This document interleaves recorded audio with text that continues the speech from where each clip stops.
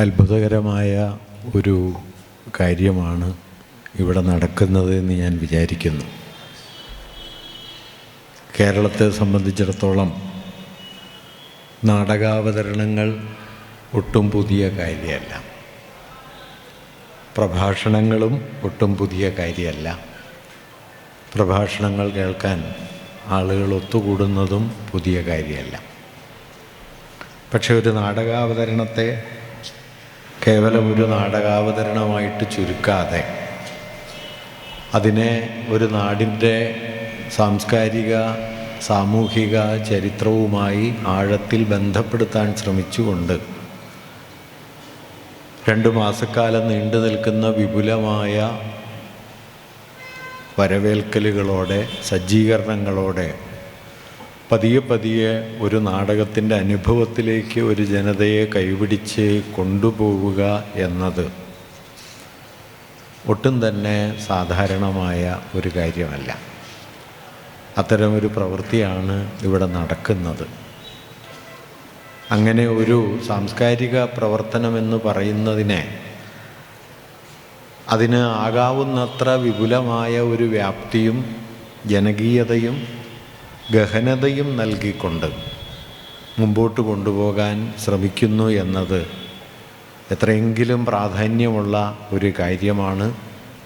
അത്തരമൊരു നാടകാവതരണത്തിന് വേദിയൊരുക്കുന്നു എന്നതിനപ്പുറം ഈ നിലയിലുള്ള വളരെ വിപുലമായ ആഴമേറിയ ഗൗരവപൂർണമായ വിചിന്തനങ്ങളിലൂടെ ഒരു നാടകത്തിലേക്ക് എത്തിച്ചേരാനുള്ള വേദി ആയി അതിനെ മാറ്റുന്നു എന്ന നിലയിൽ ഇങ്ങനെ ഒരു അവതരണ പരിശ്രമം ഏറ്റെടുത്ത ഇതിൻ്റെ സംഘാടകരെ ഞാൻ ആദ്യമേ തന്നെ അത്യന്തം ഹൃദയപൂർവ്വം അഭിനന്ദിക്കുന്നു. ഇത് ഇപ്പം ഇന്ന് ഖസാക്കിനെ കുറിച്ച് സംസാരിക്കാനാണ് എന്നോട് പറഞ്ഞിട്ടുള്ളത്. ഞാൻ കഴിഞ്ഞ 10-30 വർഷമായി പല വിഷയങ്ങളെക്കുറിച്ച് പലയിടങ്ങളിലായി സംസാരിച്ചിട്ടുണ്ട്. എങ്കിലും ഒരു നോവലിനെ കുറിച്ച് സംസാരിക്കുന്നത് കേൾക്കാൻ ഇത്രയും ആളുകൾ വന്നത് എൻ്റെ ജീവിതത്തിലെ ആദ്യത്തെ ഒരു അനുഭവമാണ് എന്നുകൂടി പറയാൻ ഞാൻ ആഗ്രഹിക്കുന്നു. ഖസാക്ക് അത് അർഹിക്കുന്നൊരു നോവലാണ്. നിങ്ങൾ വന്നത് ഖസാക്കിനുള്ള വലിയൊരു ആദരവാണ്. എങ്കിലും ഒരു നോവല്, അതേക്കുറിച്ചുള്ള ആലോചന എന്നൊക്കെ പറയുന്നത് പൊതുസമൂഹത്തിലെ താരതമ്യേന ചുരുക്കം ആളുകൾക്ക് താല്പര്യമുള്ള ഒരു കാര്യമാണ് എന്ന നിലയിലാണ് പൊതുവെ കണ്ടുവന്നിട്ടുള്ളത്.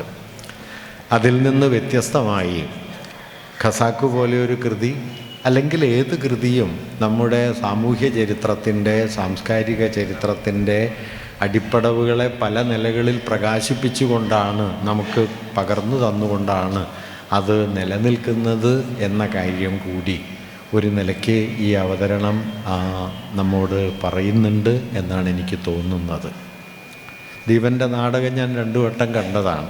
കൊടുങ്ങല്ലൂർ അത് 6-7 വർഷങ്ങൾക്ക് മുമ്പ് കളിച്ച സമയത്ത് 3 ദിവസമാണ് അവിടെ ആ അവതരണം ഉണ്ടായിരുന്നത്. 2 ദിവസം അത് കാണാൻ എനിക്ക് അവസരം കിട്ടുകയുണ്ടായി. അതിൽ നിന്ന് അടിസ്ഥാനപരമായി വലിയ മാറ്റങ്ങളൊന്നും വന്നിട്ടില്ല എന്നാണ് ഞാൻ മനസ്സിലാക്കിയിട്ടുള്ളത്. നമ്മുടെ നാടകവേദിയുടെ ചരിത്രത്തിലെ സുപ്രധാനമായൊരു സംഭവമാണ് ദീപൻ ശിവരാമൻ്റെ നാടകാവതരണം. കാരണം ഖസാക്ക് എന്ന നോവൽ നമ്മൾ വായിച്ചു വരുമ്പോൾ ആ നോവലിൽ നിന്ന്, അതിൻ്റെ പ്രാഥമികമായൊരു വായനയിൽ നിന്ന് നമുക്ക് ലഭിക്കുന്ന ബോധ്യങ്ങളും അതേക്കുറിച്ച് അതെഴുതപ്പെട്ട കാലത്തും പിൽക്കാലത്തുമൊക്കെ കേരളത്തിലുണ്ടായ ആലോചനകളിൽ നിന്നുമൊക്കെ കുറേയേറെ വ്യത്യസ്തമായ ഒരനുഭവ മണ്ഡലത്തെ നമുക്ക് പകർന്നു തന്നുകൊണ്ടാണ് ആ നാടകം മുമ്പോട്ട് പോകുന്നത്. നോവലിൻ്റെ ഒരു നാടകാവതരണം എന്നതിനപ്പുറം ഒരു നിലയ്ക്ക് നോവലിൻ്റെ ഒരു പുനരാഖ്യാനമായി ആ നാടകം മാറിയിട്ടുണ്ട് എന്നാണത് കണ്ടപ്പോൾ എനിക്ക് തോന്നിയത്. സാധാരണ നിലയിൽ ആ നോവൽ വന്ന കാലത്തും അതിന് തൊട്ടു പിന്നാലെയും കേരളത്തിലെ ആധുനികതാ പ്രസ്ഥാനത്തിൻ്റെ മോഡേണിസം എന്നർത്ഥത്തിലാണ് ഞാൻ ആ വാക്ക് ഉപയോഗിക്കുന്നത്. ആധുനികതാ പ്രസ്ഥാനത്തിൻ്റെ വക്താക്കളായ നിരൂപകർ ആ നോവലിനെക്കുറിച്ച് ധാരാളം ആശയങ്ങൾ, ചർച്ചകൾ നടത്തുകയും അത് പൊതുവിൽ അതിൻ്റെ കേന്ദ്ര കഥാപാത്രമായ രവിയുടെ അസ്തിത്വാന്വേഷണങ്ങളുടെയും ആത്മസംഘർഷങ്ങളുടെയും അയാളുടെ ജീവിത വ്യർത്ഥതയുടെയും ഒക്കെ കഥയായി, അയാളുടെ പാപബോധത്തിൻ്റെ ഒക്കെ കഥയായിട്ട് അത് പല നിലകളിൽ വിശദീകരിക്കപ്പെടുകയും ചെയ്തു. നിരാനന്ദത്തിൻ്റെ ചിരി എന്ന് കൊല്ലത്തുകാരൻ കൂടിയായ അപ്പം മാഷ് അതേക്കുറിച്ച് പ്രഖ്യാതമായൊരു പഠനം എഴുതി. ദീർഘകാലം ആ നിലയിലാണ് രവിയെ മുൻനിർത്തിയും രവിയുടെ ആത്മാന്വേഷണങ്ങളുടെയും അസ്തിത്വപരമായ അന്വേഷണങ്ങളുടെയും ഒക്കെ ഒരു പ്രവൃത്തി മണ്ഡലമായിട്ടാണ് ഖസാക്ക് എന്ന നോവൽ വായിക്കപ്പെടുകയും വിശദീകരിക്കപ്പെടുകയും ചെയ്തത്. ഖസാക്കിനെക്കുറിച്ചുണ്ടായ പ്രശംസാപൂർണമായ വിലയിരുത്തലുകളും ഖസാക്കിനെക്കുറിച്ചുണ്ടായ വിമർശനപരമായ വിലയിരുത്തലുകളും ഏറെക്കുറെ ഈ ഒരു വീക്ഷണത്തെ മുൻനിർത്തിയാണ്, രവിയെ മുൻനിർത്തിയാണ്. ഈ നാടകം നിങ്ങൾ കണ്ടു തുടങ്ങിയാൽ, നേരത്തെ അത് ഇവിടെ സൂചിപ്പിക്കേണ്ടായി, ഈ നാടകം കണ്ടു തുടങ്ങിയാൽ അത് രവിയെ കേന്ദ്രമാക്കിക്കൊണ്ട് രവിയുടെ ആത്മാന്വേഷണങ്ങളുടെയോ അസ്തിത്വ വ്യഥയുടെയോ ഉദ്വിഗ്നതയുടെയോ ഒരാഖ്യാനം എന്നതിന് പകരം ഒരു ജനതയുടെ, ഒരുപക്ഷെ നമ്മുടെ സംസ്കാരത്തിൻ്റെ, നമ്മുടെ സാമൂഹികതയുടെ വിളിമ്പുകളിലെങ്ങോ അല്ലെങ്കിൽ അതിർവരമ്പുകളിലെങ്ങോ കഴിയുന്നൊരു ജനതയുടെ ജീവിതബോധത്തെ മുൻനിർത്തുന്ന മറ്റൊരു ആഖ്യാനമായിട്ട് അത് മാറിത്തീർന്നിട്ടുണ്ട് എന്ന് നിങ്ങൾക്ക് കാണാൻ കഴിയും. അങ്ങനെ ഒരു നാടകത്തിൻ്റെ പുനരവതരണം, നോവലിൻ്റെ പുനരാഖ്യാനം, ആ നോവലിൻ്റെ തന്നെ ഒരു ദൃശ്യരൂപം നൽകുക എന്നതിനപ്പുറം മറ്റൊരു പാഠം ആ നോവലിൽ നിന്ന് കണ്ടെടുത്തുകൊണ്ട് ഒരുപക്ഷെ ആ നോവലിൽ മങ്ങിക്കിടന്നിരുന്ന, നോവലിൽ തെളിയാതെ നിന്നിരുന്ന ചില ജീവിത സ്ഥാനങ്ങളെ, സാമൂഹിക ബന്ധങ്ങളെ, ബലങ്ങളെ ഒക്കെ അവതരണത്തിൻ്റെ കേന്ദ്രത്തിലേക്ക് കൊണ്ടുവന്ന് ഖസാക്കിൻ്റെ മറ്റൊരു പാഠം കൂടിയായിട്ട് ഈ നാടകാവതരണം മാറിത്തീരുന്നുണ്ട് എന്നാണ് അത് കണ്ട സന്ദർഭത്തിൽ എനിക്ക് തോന്നിയ ഒരു കാര്യം. അത് വലിയ കൃതികളുടെ ഒരു സാധ്യതയാണ്. വലിയ കൃതികൾ എന്ന് പറയുന്നത് ഒരു കാലത്തിൽ ജീവിക്കുന്നവയല്ല, പല കാലങ്ങളിൽ ജീവിക്കുന്നവയാണ്. അങ്ങനെ പല കാലങ്ങളിൽ ജീവിക്കാൻ അവയ്ക്ക് കഴിയുന്നത് ഏത് കാലത്തേക്കും പോന്ന ശരികളെ മുൻകൂറായി എഴുത്തുകാർ കണ്ടെത്തി കൃതികളിൽ സന്നിവേശിപ്പിക്കുന്നത് കൊണ്ടോ, ആദ്യമേ തന്നെ ഒരു ദൈവത്തെ പോലെ എല്ലാ അറിവും അനുഭവങ്ങളും ഒരു എഴുത്തുകാരനോ എഴുത്തുകാരിയോ കൂട്ടിച്ചേർക്കുന്നതോ കൊണ്ടോ അല്ല. മറിച്ച് തൻ്റെ കാലത്തെ രൂപപ്പെടുത്തുന്ന സാമൂഹികമായ ബലങ്ങൾ, ചരിത്രപരമായ ബലങ്ങൾ, അതിൻ്റെ സൂക്ഷ്മാംശങ്ങൾ ഏതോ നിലയിൽ തിരിച്ചറിഞ്ഞ്, വൈജ്ഞാനികമായിട്ടൊന്നും ആവണമെന്നില്ല, വളരെ അബോധാത്മകമായി തിരിച്ചറിഞ്ഞ് അവയെക്കൂടി തൻ്റെ ആഖ്യാനത്തിലേക്ക്, അവതരണത്തിലേക്ക് കൊണ്ടുവരാൻ ശ്രമിക്കുന്നതോടെ പിൽക്കാലത്തെപ്പോഴെങ്കിലും തെളിയാനിരിക്കുന്ന ആശയങ്ങളുടെയും അനുഭവങ്ങളുടെയും അവതരണ സ്ഥാനം കൂടിയായി ഒരു കൃതി മാറിത്തീരും എന്ന് പറയാം. അത് എഴുതപ്പെട്ട കാലത്ത് അങ്ങനെ വായിക്കണമെന്നില്ല. ദീപൻ ശിവരാമൻ്റെ നാടകം നിങ്ങൾ കണ്ടാൽ ആ നാടകത്തിന് അദ്ദേഹം നൽകുന്ന വ്യാഖ്യാനം ഒരുപക്ഷെ 969 ഖസാക്ക് എഴുതുന്ന സമയത്ത്, ഖസാക്ക് പുറത്തു വരുന്ന സമയത്ത് വായിച്ചെടുക്കാൻ എളുപ്പമായിരിക്കില്ല.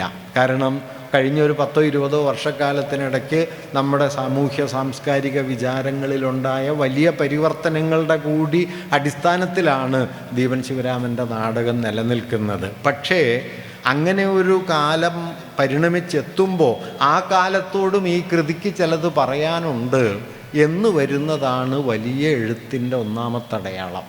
വലിയ എഴുത്ത് എന്ന് പറയുന്നത് 2-3 കാര്യങ്ങൾ മൗലികമായി നിറവേറ്റേണ്ടതുണ്ട് എന്നാണ് ഞാൻ കരുതുന്നത്.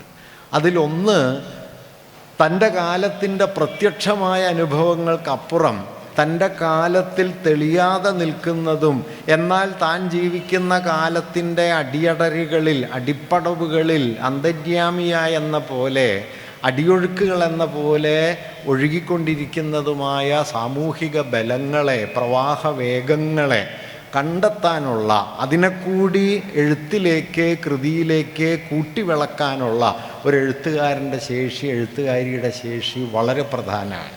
ഇപ്പം നിങ്ങൾ ബഷീർ, അദ്ദേഹം 1950കളിലും 60കളിലും 40കളിലും ഒക്കെ എഴുതുന്ന സമയത്ത് കേരളം നവോത്ഥാന മാനവികതയുടെ പിടിയിലാണ്. നവോത്ഥാനത്തിൻ്റെ വെളിച്ചവും അതിൻ്റെ ഊർജവും അതുണ്ടാക്കിയ മനുഷ്യസ്നേഹവും ഒക്കെ നിറഞ്ഞു നിൽക്കുന്ന ഒരു കാലത്താണ് ബഷീർ എഴുതിയത്. ആ വെളിച്ചത്തിലാണ് നമ്മൾ ബഷീറിനെയൊക്കെ വായിച്ചതും.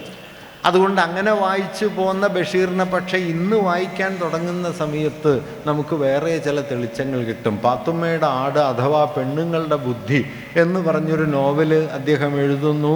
സ്ഥലം കഥകൾ എന്ന പേരിൽ കുറേ കഥകൾ എഴുതുന്നു.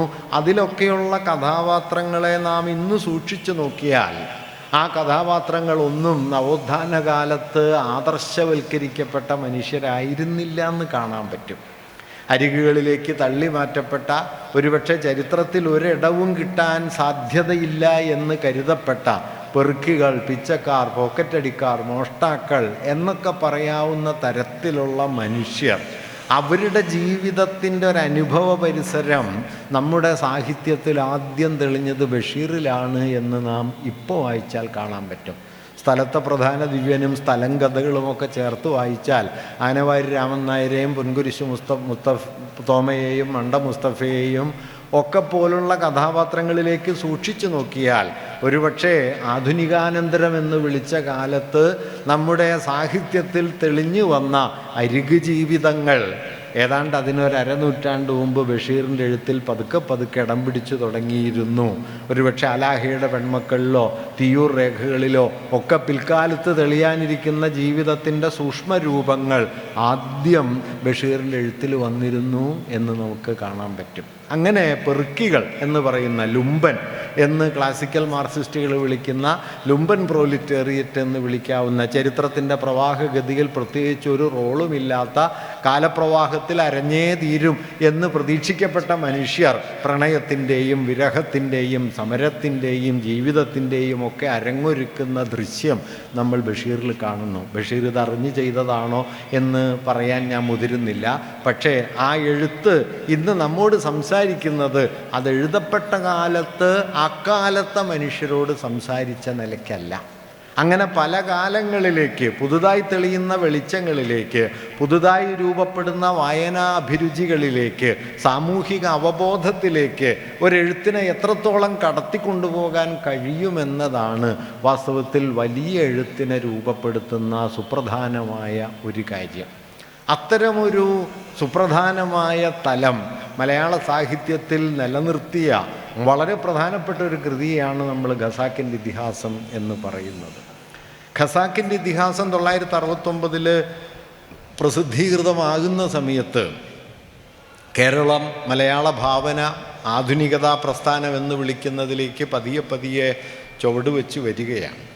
എന്താണ് ആധുനികതാ പ്രസ്ഥാനത്തിൻ്റെ ചരിത്രപരമോ സാമൂഹികമോ ആയ ഉള്ളടക്കം? പലപ്പോഴും കേരളത്തിൽ ഇത് വലിയ തെറ്റായ നിലയിൽ മനസ്സിലാക്കപ്പെട്ട ഒരു കാര്യമാണ് എന്നാണ് എൻ്റെ ഒരു തോന്നൽ. കാരണം മോഡേണിസത്തെ മലയാളം വിലയിരുത്തിയത് ഏറിയ പങ്കും മോഡേണിസ്റ്റ് സാഹിത്യകൃതികളെയോ കലാസൃഷ്ടികളെയോ മുൻനിർത്തിയല്ല, മറിച്ച് മോഡേണിസത്തെക്കുറിച്ച് അതിൻ്റെ വക്താക്കളായ നിരൂപകർ പറഞ്ഞ ആശയങ്ങളെ മുൻനിർത്തിയാണ്. അതുകൊണ്ട് മോഡേണിസം മൃത്യുവാഞ്ചയാണ്, ജീവിത നിരാസമാണ്, അസ്തിത്വവ്യഥയുടെ ആവിഷ്കാരമാണ്. അത് സാമൂഹികമായ മൂല്യങ്ങളോ താല്പര്യങ്ങളോ ഇല്ലാത്ത, അല്ലെങ്കിൽ സാമൂഹികമായ ഉള്ളടക്കമില്ലാത്ത, തീർത്തും വ്യക്തിപരമായ മൃത്യുവാഞ്ചയുടെ അല്ലെങ്കിൽ ലൈംഗിക ജീർണതയുടെ ഒക്കെ ആവിഷ്കാരങ്ങളാണ് എന്ന മട്ടിലുള്ള ധാരാളം വിശദീകരണങ്ങൾ വാസ്തവത്തിൽ ആധുനികതാ പ്രസ്ഥാനത്തെക്കുറിച്ച് ഉണ്ടായി വന്നു. ഞാനതിൻ്റെ മുഴുവൻ ചരിത്രമൊന്നും ഇവിടെ പറയാൻ മുതിരുന്നില്ല. ആധുനികതാ പ്രസ്ഥാനം എന്ന് പറയുന്നത് വാസ്തവത്തിൽ ഒറ്റ വഴിയിലൂടെ മാത്രം വികസിച്ചു വന്ന ഒന്നൊന്നുമല്ല. 19-ാം നൂറ്റാണ്ടിൻ്റെ അവസാനം യൂറോപ്പിൽ പിറവിയെടുത്തതു മുതൽ ഏതാണ്ട് ഒരു 6-7 പതിറ്റാണ്ട് കാലം പാശ്ചാത്യ സാഹിത്യത്തിൻ്റെ ഭാവുകത്വത്തിൻ്റെ ഒരു അടിസ്ഥാന ഘടനയായി നിലക്കൊണ്ട മോഡേണിസ്റ്റ് സെൻസിബിലിറ്റി ധാരാളം വൈരുദ്ധ്യങ്ങളുള്ളതായിരുന്നു. ഇപ്പം നമ്മുടെ കാലത്തെ ഏറ്റവും വലിയ സാമൂഹ്യ ചിന്തകരിലൊരാൾ, പൊളിറ്റിക്കൽ തിയറിസ്റ്റുകളിൽ ഒരാളായിട്ടുള്ള സിഗ്മണ്ട് ബൗമൻ, അദ്ദേഹം മോഡേണിസത്തിൻ്റെ ഭാവുകത്വത്തെ മുൻകൂറായി ആവിഷ്കരിച്ച ഒരു മെറ്റഫറിനെ കുറിച്ച്, ഒരു രൂപകത്തെക്കുറിച്ച് പറയുന്നുണ്ട്. അതൊരു മോഡേണിസ്റ്റ് സാഹിത്യകാരൻ്റെതുമല്ല, അതൊരു സാഹിത്യകാരൻ്റേതുപോലുമല്ല, അത് മാർക്സിൻ്റെതാണ്. മാർക്സ് മാനിഫെസ്റ്റോയിൽ ഒരു അസാധാരണമായ വാക്യം എഴുതുന്നുണ്ട്. മൂലധനത്തിൻ്റെ പടയോട്ടം ഈ ലോകത്തെ എങ്ങനെ മാറ്റി തീർക്കും എന്ന് വിസ്തരിക്കുന്ന സമയത്ത് അത് രാജ്യാതിർത്തികളെ റദ്ദാക്കും, അത് ഉറച്ചു നിന്നതിനെയൊക്കെ ഇളക്കിക്കളയും, അത് മനുഷ്യബന്ധങ്ങളെ മുഴുവൻ പൊളിച്ചു പണിയും, എല്ലാറ്റിനെയും അണാപ്പൈ ബന്ധങ്ങളാക്കി മാറ്റും എന്നെല്ലാം വളരെ കാവ്യാത്മകമായി വിശദീകരിച്ചതിന് ശേഷം അദ്ദേഹം അത് ഉപസംഹരിക്കുന്നത് ഇങ്ങനെ ഒരു പ്രയോഗത്തിലാണ്: all that is solid melts into air. ഖരമായതൊക്കെ ആവിയായിത്തീരുന്നു. All that is solid melts into air. ഒന്നും ഉറയ്ക്കുന്നില്ല. ബലിഷ്ഠമെന്നും ദൃഢമെന്നും ശാശ്വതമെന്നും നാം കരുതുന്നതൊക്കെ ഇളകിപ്പറിഞ്ഞു പോകുന്നു, അവയൊക്കെ ചെതറിത്തെറിക്കുന്നു, അവയൊക്കെ തെന്നിമാറുന്നു.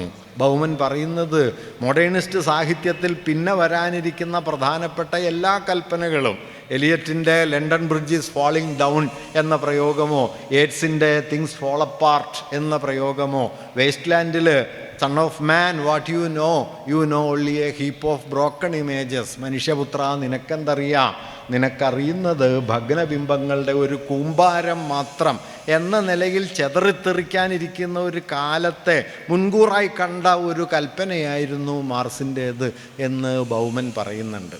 അതിൻ്റെ അർത്ഥം എന്താണെന്ന് വെച്ച് കഴിഞ്ഞാൽ, അക്കാലം വരെ ഒരുപക്ഷെ ബൂർഷ്വാ ആധുനികത അതിൻ്റെ ആദ്യഘട്ടത്തിൽ ഉറപ്പിച്ചെടുത്ത ആധാരങ്ങൾ, അത് വ്യക്തി എന്ന സങ്കല്പം, അടിയുറച്ച രാഷ്ട്രമെന്ന സങ്കല്പം, ശാസ്ത്രമെന്ന സങ്കല്പം, പുരോഗതി എന്ന ബോധം, അങ്ങനെ ശാസ്ത്രത്തെയും പുരോഗതിയെയും വ്യാവസായികതയെയും മനുഷ്യനെയും ആധുനിക വിജ്ഞാനത്തെയും ഒക്കെ മുൻനിർത്തി പടിപടിയായി പുരോഗതിയുടെ പടവുകൾ പിന്നിട്ട് മനുഷ്യവംശം സ്വാതന്ത്ര്യത്തിൻ്റെ ഉച്ചസ്ഥാനത്തേക്ക് കടന്നുകൊണ്ടിരിക്കുകയാണ് എന്ന് പ്രതീക്ഷിക്കപ്പെട്ട കാലത്താണ് വാസ്തവത്തിൽ ഈ ആധുനികതയുടെ, മോഡേണിറ്റി എന്ന അർത്ഥത്തിൽ ആധുനിക ലോകത്തിൻ്റെ ഉള്ളിലെ പിളർപ്പുകളെ, വൈരുദ്ധ്യങ്ങളെ, ചിലതെല്ലാം മാർസും മറ്റു ചിലതെല്ലാം ഫ്രോയിഡും ഇനി ചിലതെല്ലാം നീഷയും ഒക്കെ പോലുള്ള ചിന്തകർ വെളിപ്പെടുത്താൻ തുടങ്ങിയത്. 19-ാം നൂറ്റാണ്ട് അവസാനമായപ്പോഴേക്കും വ്യാവസായിക മുതലാളിത്തം എന്ന് പറയുന്നത് മനുഷ്യവംശത്തിൻ്റെ സാമൂഹികമായ വളർച്ചയുടെ എന്ന പോലെ മനുഷ്യവംശത്തിൻ്റെ ചരിത്രത്തിലെ ഏറ്റവും വലിയ ചൂഷണത്തിൻ്റെയും ഒരു രംഗവേദിയാണ് എന്ന് മാർസ് സ്ഥാപിക്കുന്നുണ്ട്. ഏതാണ്ട് അതേ കാലത്ത് തന്നെ ആധുനികത അതിൻ്റെ ഏറ്റവും പ്രധാനപ്പെട്ട കേന്ദ്രാശയമായി ഉറപ്പിച്ച മനുഷ്യൻ എന്ന സങ്കല്പം, അത് വളരെ ശിഥിലമായൊരു സങ്കല്പമാണെന്നും അടിയുറച്ച ഒരാധാരത്തിലല്ല ഈ മനുഷ്യൻ നിലനിൽക്കുന്നത് എന്നും ഫ്രോയിഡ് സ്ഥാപിക്കാൻ ശ്രമിക്കുന്നുണ്ട്. നമ്മുടെ യുക്തിബോധവും അതിലൂടെ നാം എത്തിച്ചേരുന്ന സത്യാത്മകതാ സങ്കല്പവുമൊക്കെ ഭാഷാപരം കൂടിയായ ഒരാഖ്യാനമാണ്.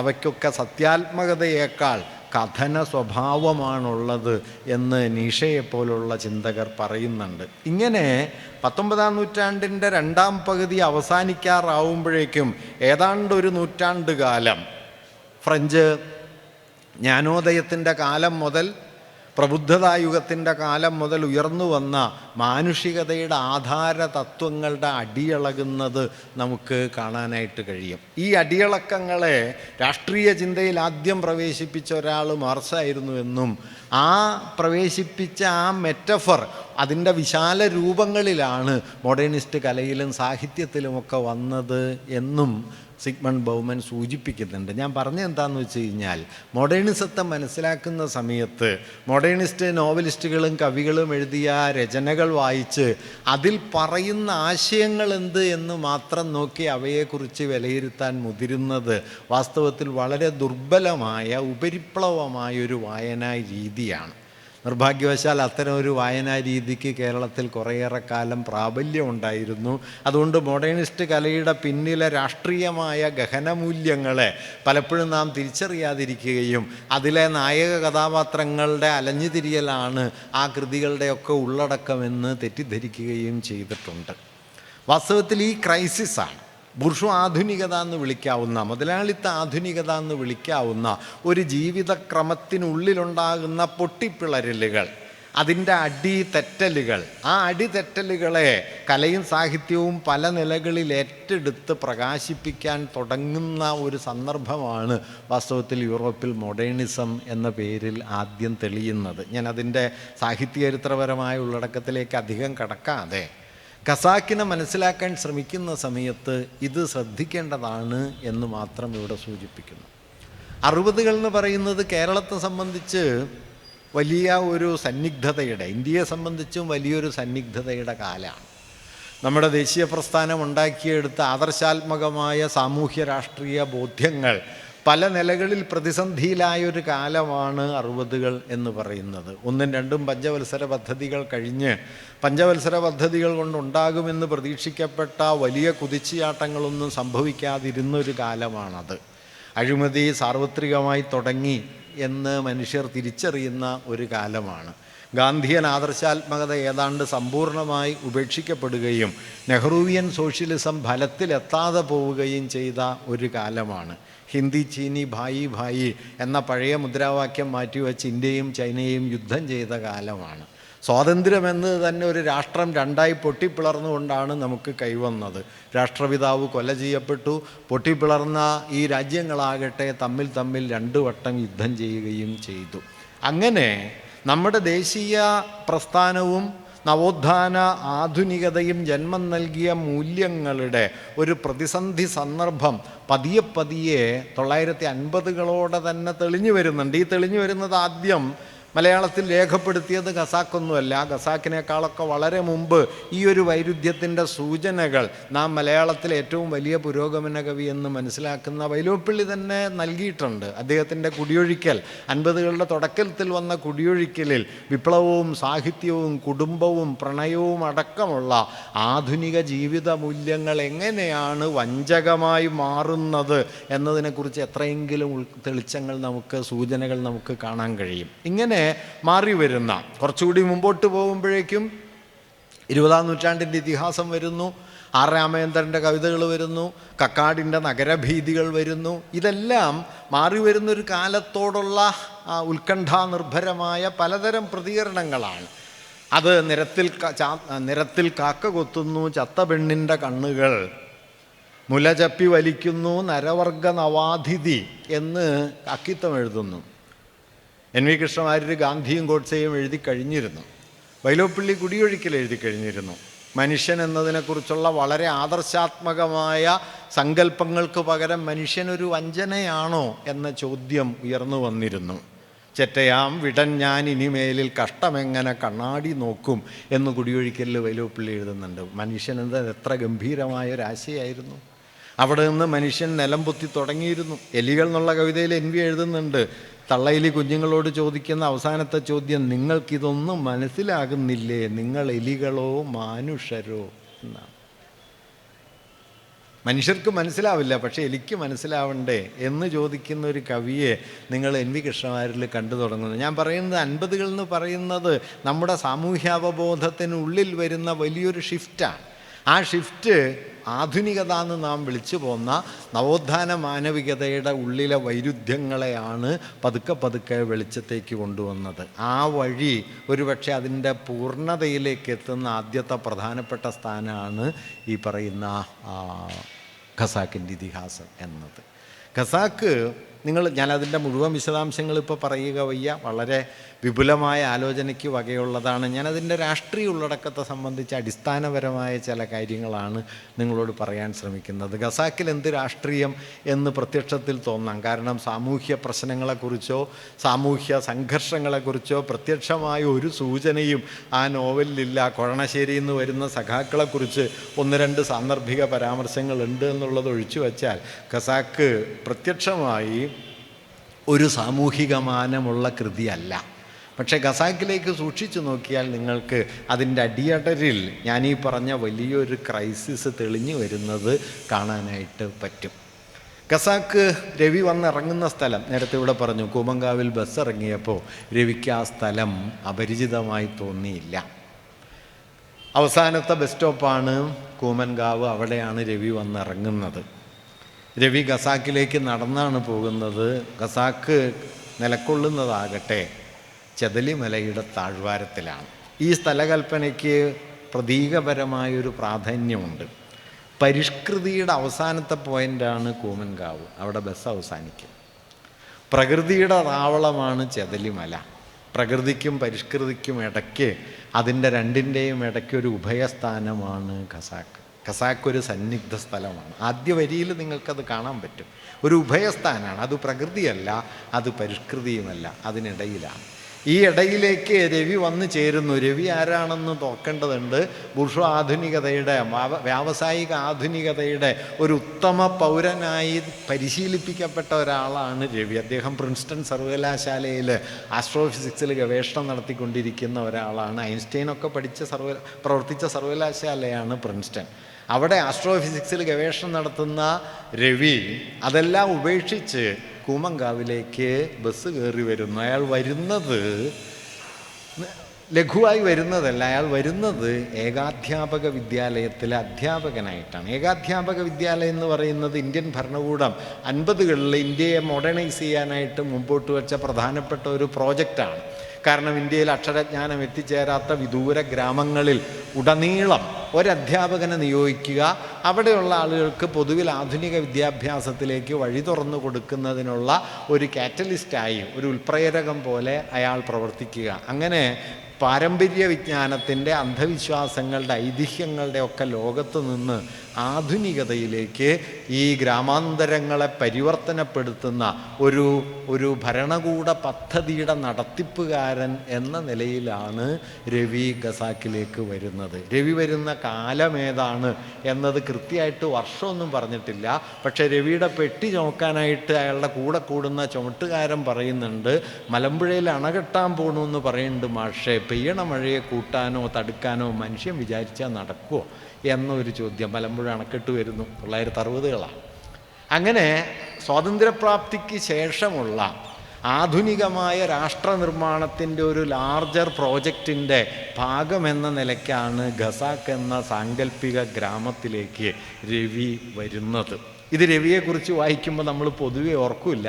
നമ്മൾ രവിയുടെ അസ്തിത്വ പ്രശ്നവും ചിറ്റമ്മയുമായുള്ള വീഴ്ചയും അയാളുടെ പാപബോധവും അയാളുടെ മദ്യപാനത്തിൻ്റെ കഥയും ഒക്കെ നോവലിൽ നിന്ന് മനസ്സിലാക്കിയിട്ടുണ്ടാവും. പക്ഷേ അയാളൊരു സ്റ്റേറ്റ് മിഷണറിയുടെ ഭാഗമായിട്ട്, ഒരു ഭരണകൂട പദ്ധതിയുടെ ഭാഗമായിട്ടാണ് അയാൾ വരുന്നത് എന്ന കാര്യം നമ്മൾ ശ്രദ്ധിക്കാറില്ല. പക്ഷെ അതുണ്ട് അതിനകത്ത്. അണക്കെട്ട് വരുന്നുണ്ട്, പുതിയ വിദ്യാഭ്യാസം നൽകാനായിട്ട് രവി ശ്രമിക്കുന്നുണ്ട്. അതിനുള്ള കൈകാര്യകർത്തൃത്വം ഏറ്റെടുത്തുകൊണ്ടാണ്, അതിൻ്റെ ഒരു ഏജൻസി എന്ന നിലയിലാണ് രവി ഖസാക്കിലേക്ക് വരുന്നത്. ഖസാക്കിൽ സ്വയമേവ 2 വിജ്ഞാന വ്യവസ്ഥകൾ നിലനിൽക്കുന്നുണ്ട്. അതിലൊന്ന് അള്ളാപ്പിച്ച മൊല്ലാക്കയുടേതാണ്. അള്ളാപ്പിച്ച മൊല്ലാക്കയാണ് ഒത്തുപള്ളി നടത്തുന്നത്. ഒത്തുപള്ളിയിൽ അദ്ദേഹം ഖുറാൻ പഠിപ്പിക്കുന്നുണ്ട്, പഴയ കഥകളൊക്കെ പഠിപ്പിക്കുന്നുണ്ട്. ഷെയ്ഖ് മിയാൻ്റെ കുതിരകളൊക്കെ വന്നു പോയിക്കൊണ്ടിരിക്കുന്ന ഒരു വിജ്ഞാനത്തിൻ്റെ, പൗരാണികമായൊരു വിജ്ഞാനത്തിൻ്റെ ലോകമാണ് ഖസാക്കിൽ സ്വയമേവ ഉള്ളത്. ഇത് രണ്ടിനുമിടയിൽ പുതുതായി വരുന്ന രവിയുടെ അറിവിനും അവിടെ പരമ്പരാഗതമായി നിലനിൽക്കുന്ന അള്ളാപ്പിച്ച മൊല്ലാക്കയുടെ അറിവിനും ഇടയിൽ നാരായണൻ നായർ എന്ന് പറയുന്ന, ശിവരാമൻ നായർ എന്നു പേരായ മറ്റൊരു കഥാപാത്രത്തെയും നിങ്ങൾക്ക് അവിടെ കാണാൻ പറ്റും. ആ ശിവരാമൻ നായർ ഒന്ന് സൂക്ഷിച്ചു നോക്കേണ്ടതാണ് കേട്ടോ. പിൽക്കാലത്ത് ഇന്ത്യയിൽ തെളിയാനിരിക്കുന്ന ഹിന്ദുത്വ രാഷ്ട്രീയത്തിൻ്റെ ബീജരൂപമാണ് ശിവരാമൻ നായർ. ഇന്ത്യയിലുടനീളം പിൽക്കാലത്ത് തെളിയാനിരിക്കുന്ന ഹിന്ദുത്വത്തിൻ്റെ ഒരു പ്രോട്ടോടൈപ്പാണ് ഈ ശിവരാമൻ നായർ എന്ന് പറയുന്നത്. അയാൾ മുസ്ലിം വിരോധിയാണ്. അയാൾ ആധുനികതയുടെ പരിവേഷമൊക്കെ പുറമേ നടത്തുകയും ഞാറ്റുവരയിൽ സ്കൂൾ നടത്താനായിട്ട് സ്ഥലം കൊടുക്കുകയും പുതിയ വിദ്യാലയത്തിന് വേണ്ടി ശ്രമിക്കുകയും ഒക്കെ ചെയ്യുന്ന സമയത്ത് തന്നെ അയാൾ മതവിരോധിയും അയാളൊരു ഹൈന്ദവ യാഥാസ്ഥിതികനും ആ യാഥാസ്ഥിതികത്വത്തെ തൻ്റെ ഒരു ഫ്യൂഡൽ പാരമ്പര്യം കൊണ്ട് മറച്ചു പിടിക്കാനായിട്ട്, ആ ഫ്യൂഡൽ പാരമ്പര്യത്തെ മറച്ചു പിടിക്കാനായിട്ട് ശ്രമിക്കുന്ന ഒരാളുമാണ്. ഇത്തരം ആളുകൾ എല്ലാ പഞ്ചായത്തിലും ഇപ്പോഴും നിരന്ന് നടക്കുന്നുണ്ട് എന്ന് നമുക്ക് നോക്കിയാൽ കാണാൻ പറ്റും. നേരത്തെ ഇവിടെ പറഞ്ഞ ശബരിമലയൊക്കെ വന്നപ്പോൾ ചാടി പുറപ്പെട്ടത് ഇങ്ങനെയുള്ള ആളുകളായിരുന്നു. അതുകൊണ്ട് ശിവരാമൻ നായർ ഒരു വെറും കഥാപാത്രമല്ല, ഇന്ത്യൻ സാമൂഹ്യ ചരിത്രത്തിൽ വളരെ ആഴത്തിൽ വേരുള്ള, പ്രത്യക്ഷത്തിൽ ആധുനികനാണെന്ന് തോന്നിക്കുകയും ആഴത്തിൽ വളരെയധികം ഹിന്ദുത്വപരമായ രാഷ്ട്രീയ മൂല്യങ്ങളെ ഉൾക്കൊള്ളുകയും അങ്ങേയറ്റം യാഥാസ്ഥിതികമായ ജീവിതബോധത്തെ കൊണ്ടു നടക്കുകയും ചെയ്യുന്ന ഒരാളാണ് ശിവരാമൻ നായർ. വള്ളത്തോളിൻ്റെ ഒരു കവിത കുറച്ച് തെറ്റായിട്ട് ഉദ്ധരിക്കുന്നുണ്ട്. ഭാരത സ്ത്രീകൾ തൻ ഭാവശുദ്ധി എന്ന വള്ളത്തോളിൻ്റെ കവിതയിലെ 2 വരികൾ അദ്ദേഹം ഉദ്ധരിക്കുന്നുണ്ട്. ആ വരി ഇങ്ങനെയാണ്: മൊട്ടപ്പാഴ്ത്തലയല്ല വേണ്ടു ഭാരതക്ഷോണി കിരീടം ചൂടാൻ എന്നാണ്. കിരീടം എന്ന് ശിവരാമൻ നായർ പറയുന്നില്ല. ശിവരാമൻ നായർ ഉദ്ധരിക്കുന്നത് കിരീടം എന്നാണ്. എങ്കിലും മൊട്ടപ്പാഴുത്തലയല്ല വേണ്ടത്, ഈ മുസ്ലിങ്ങളല്ല വേണ്ടത്, മറിച്ച് ഭാരതം ഭരിക്കേണ്ടത് ഹിന്ദുക്കളാണ് എന്ന യുക്തി വള്ളത്തോളിൻ്റെ കവിതയിൽ അതുണ്ട് കേട്ടോ. ഔറംഗസീബിനെയൊക്കെ മുൻനിർത്തിയുള്ളൊരു കഥയാണെങ്കിലും നമ്മുടെ ദേശീയതയ്ക്കുള്ളിൽ ഒളിഞ്ഞു കിടക്കുന്ന ആ ഒരു പ്രശ്നം ഇവരയിലെ വിജ്ഞാന കേന്ദ്രം രവി കൊണ്ടുവരുന്ന ഏറ്റവും ആധുനികമായ പ്രിൻസ്റ്റൺ സർവകലാശാലയിൽ നിന്നൊക്കെ പുറപ്പെടുന്ന ആസ്ട്രോഫിസിക്സ് പോലുള്ള ഏറ്റവും ആധുനികമായ വിജ്ഞാന സങ്കല്പം ഈ അള്ളാപ്പിച്ച മുല്ലാക്കയുടെ അതിപ്രാചീനമായ ഐതിഹ്യാത്മകമായ ഒരു ജീവിത ലോകബോധം, ഈ 3 ജീവിത വ്യവഹാരങ്ങൾ തമ്മിലുള്ള ഏറ്റുമുട്ടലിൻ്റെ അല്ലെങ്കിൽ വിനിമയങ്ങളുടെ ഒരു പ്രവൃത്തി മണ്ഡലമാണ് ഖസാക്ക് എന്ന് പറയുന്ന സാങ്കല്പിക സ്ഥലം. ഖസാക്ക് തസ്രാക്കല്ല കേട്ടോ. ആളുകൾ ഖസാക്ക് കാണാൻ വേണ്ടി തസ്രാക്കിലേക്ക് പോയിട്ട് പള്ളിക്കുളം കണ്ടിട്ട് ശിവരാമൻ നായരുടെ ഞാറ്റുവര കണ്ടിട്ട് അവിടെ ഇപ്പോൾ മറ്റേ ഒവിജൻ്റെ സ്മാരകമൊക്കെ പ്രവർത്തിക്കുന്നുണ്ട്, അവിടെ നടന്ന ആളുകളെ കണ്ടിട്ട് ഇത് മറ്റേ ആളല്ലേ എന്നൊക്കെ ചോദിച്ചിട്ട് കരശ്ശേരി മാഷ് വിജയനെ ഇൻ്റർവ്യൂ ചെയ്യുന്ന സമയത്ത് ചോദിക്കുന്നുണ്ട്, ആരാണ് ഈ മൈമുന എന്ന് ചോദിക്കുന്നുണ്ട്. അപ്പോൾ ഒരു സങ്കല്പമാണെന്ന് പറഞ്ഞിട്ട് കരശ്ശേരി മാഷ്ക്ക് അങ്ങോട്ട് വിശ്വാസമായിട്ടില്ല, നുണ പറയരുത് എന്ന് അദ്ദേഹം വിജയനോട് പറയുന്ന കാര്യം അദ്ദേഹം ഒരു ഇൻ്റർവ്യൂവിൽ പറയുന്നുണ്ട്. വാസ്തവത്തിൽ തസ്രാക്ക് എന്ന് പറയുന്ന സ്ഥലമൊന്നുമല്ല ഖസാക്ക്, അത് തസ്രാക്കിനെ അദ്ദേഹം മാതൃകയാക്കി എന്നുള്ളത് ശരിയാണ്. അതിൽ നിന്ന് വിജയൻ സൃഷ്ടിച്ചെടുക്കുന്ന ഈ ലോകം എന്ന് പറയുന്നത് തീർത്തും വ്യത്യസ്തമായൊരു ലോകമാണ്. അത് ഞാൻ നേരത്തെ പറഞ്ഞതുപോലെ ഒരു ഭാഗത്ത് ആധുനികതയുടെ അടയാളങ്ങളും വിജ്ഞാന വ്യവസ്ഥയും സാമൂഹ്യ രൂപങ്ങളും, മറുഭാഗത്ത് പ്രാചീനമായ പ്രാക്തനമായ ജീവിത ബോധ്യങ്ങളും അതിൻ്റെ ജീവിതക്രമങ്ങളും വിശ്വാസ വ്യവസ്ഥകളുമുള്ള ഒരു ജനത. ഇതിനിടയിലേക്ക് കടന്നു വരുന്ന ഏറ്റവും ആധുനികനായിട്ടുള്ള ഏറ്റവും സമകാലികമായ ജ്ഞാനത്തിൻ്റെ പ്രതിനിധിയായി, എന്നാൽ ആ ജ്ഞാനവ്യവസ്ഥയിൽ നിന്നൊക്കെ പലായനം ചെയ്ത ഒരാളെന്ന നിലയിലുള്ള രവി, ഈ 3 ജീവിത ബോധ്യങ്ങൾ തമ്മിൽ ഖസാക്കിൽ ഏറ്റുമുട്ടുന്നുണ്ട്. അള്ളാപ്പിച്ച മുല്ലാക്കയുടെ ഒത്തുപള്ളിക്കെതിരാണ് എന്നതുകൊണ്ടാണ് ശിവരാമൻ നായർ ഏകാധ്യാപക വിദ്യാലയത്തിന് ഞാറ്റുവരയിൽ സ്ഥലം കൊടുക്കുന്നത് തന്നെ. അങ്ങനെ ഒരു സംഘർഷം അതിൻ്റെ ഉള്ളിലുണ്ട്. പക്ഷേ രവി അള്ളാപ്പിച്ച മുല്ലാക്കയുടെ ജ്ഞാനവ്യവസ്ഥയെ അല്ലെങ്കിൽ ഖസാക്കിൽ നിലനിൽക്കുന്ന വിശ്വാസ വ്യവസ്ഥകളെ ആധുനികമാക്കാൻ ശ്രമിക്കുന്നുണ്ടെങ്കിലും വാസ്തവത്തിൽ അത് ആധുനികമായൊരു ജീവിതമായിട്ട് മാറുന്നില്ല. ഖസാക്കിൽ നിങ്ങൾ ശ്രദ്ധിച്ചാൽ കാണാൻ കഴിയുന്നൊരു കാര്യം, ഖസാക്കിൽ നിന്ന് ആരും പുറത്തു പോകുന്നില്ല. ഖസാക്ക് നിങ്ങൾ വായിച്ചിട്ടുണ്ടെന്നുള്ളൊരു വിശ്വാസത്തിലാണ് കേട്ടോ ഞാനിതൊക്കെ പറയുന്നത്. അല്ലെങ്കിൽ എന്താ പറയുക, കറസ്പോണ്ടൻസായിട്ട് സൈക്കിൾ ഔട്ട് പഠിക്കണ പോലെ ഇരിക്കും ഇത്. അങ്ങനെ ഒരു പ്രശ്നമുണ്ട്. കറസ്പോണ്ടൻസായിട്ട് നിങ്ങൾ എത്ര സൈക്കിൾ ഔട്ട് പഠിച്ചാലും സൈക്കിൾ ഓട്ടാൻ പറ്റില്ല, ഉരുണ്ടു വീഴും എന്നതൊരു പ്രശ്നമാണ്. എങ്കിലും പിന്നെ നോവലിനെ കുറിച്ച് പറയുമ്പോൾ നോവലിനെ കുറിച്ചല്ലേ പറയാൻ പറ്റും. ഞാനത് പറയുന്നത് എന്താ വെച്ചാൽ ആ നോവലിൻ്റെ വേറൊരു സാധ്യതയെക്കുറിച്ച് പറയാൻ വേണ്ടിയിട്ടാണ്. ഖസാക്കിൽ നിന്ന് ആരും പുറത്തു പോകുന്നില്ല. ഖസാക്കിൽ നിന്ന് പുറത്തു പോകുന്ന ഒരു സുപ്രധാന കഥാപാത്രം ഖസാക്കിലെ ആദ്യം നൈസാം അലി എന്നറിയപ്പെടുന്ന അള്ളാപ്പിച്ച മുല്ലാക്കയുടെ വിദ്യാലയത്തിലെ വിദ്യാർത്ഥിയും മുല്ലാക്കയുടെ സഹായിയുമൊക്കെ ആയിട്ട് പ്രവർത്തിക്കുന്ന ഒരു കുട്ടിയായിട്ടും ഏതാണ്ട് അള്ളാപ്പിച്ച മുല്ലാക്കയോട് ഒരു തരത്തിലുള്ളൊരു സ്വർഗാനുരാഗം അദ്ദേഹം ഈ നൈസാം അലിയോട് പുലർത്തിയിരുന്നു എന്ന സൂചനയൊക്കെ നമുക്കതിൻ്റെ ഇടയിൽ നിന്ന് വായിച്ചെടുക്കാൻ പറ്റും. ആ നൈസാം അലിയാണ് പിന്നെ ഖസാക്കിന് പുറത്തു പോവുകയും അദ്ദേഹം നൈസാം അലിയായി പുറത്തു പോയിട്ട് തൊഴിലാളികളെ സംഘടിപ്പിക്കുകയും ബീഡി തൊഴിലാളി യൂണിയൻ്റെ നേതാവാവുകയും ഗവൺമെൻറ്റിനെതിരെ സമരം ചെയ്യാനായിട്ട് പുറപ്പെടുകയും അദ്ദേഹത്തെ പോലീസ് പിടിക്കുകയും പോലീസ് മർദ്ദനം ഏറ്റപ്പോൾ അദ്ദേഹം പെട്ടെന്ന് ഈ പ്രവൃത്തികളൊക്കെ അവസാനിപ്പിച്ചിട്ട് ഖാലിയാരായിട്ട് മടങ്ങി വരികയും ചെയ്യുന്നത്. അങ്ങനെ ഖസാക്കിൽ നിന്ന് പുറത്തേക്ക്, ഖസാക്കിൽ നിന്ന് ആധുനിക ലോകത്തേക്ക് പ്രവേശിച്ച ഒരേ ഒരാൾ നൈസാം അലിയാണ്. നൈസാം അലി പക്ഷേ ആധുനികനായിട്ട് മാറുകയല്ല ചെയ്തത്, അതിപ്രാചീനമായ മറ്റൊരു മുദ്ര പേറിക്കൊണ്ട് ഖാലിയാരായിട്ട് അദ്ദേഹം ഖസാക്കിലേക്ക് തിരിച്ചു വരികയാണ് ചെയ്തത്.